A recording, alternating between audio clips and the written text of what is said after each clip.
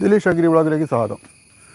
ഞാൻ ഇന്ന് വന്നിട്ടില്ലേ ഞങ്ങളെ ടെറസിൻ്റെ മുകളിൽ കൃഷി ഉണ്ടാക്കണതിൽ മണ്ണിര കമ്പോസ്റ്റ് ഇട്ടതിൽ ഒരു കർമ്മോസ് തൈ അല്ല പപ്പായ എന്ന് പറയുന്ന സാധനം നിന്നി.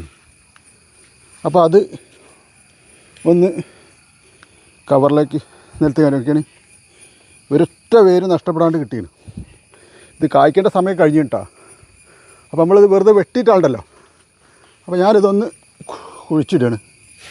കുഴിച്ചിട്ട് വെയിലില്ലാത്തോടത്താണ് കുഴിച്ചിടുന്നത്, എന്നാലും ഉണ്ടാകണ്ടാട്ടെ. അപ്പോൾ ഞങ്ങൾക്ക് ഒരുപാട് കർമ്മോസ് ഇവിടുന്ന് കിട്ടലുണ്ട്. ഒക്കെ ഹൈബ്രിഡ് കർമ്മോസുകളാണ്. അതിൻ്റെ തയ്യാണിത്. ഇനി ഇത് മണ്ണിലേക്ക് വന്നാൽ നല്ല ഉഷാറായിട്ടുണ്ട് പോകുന്നുള്ളൂ.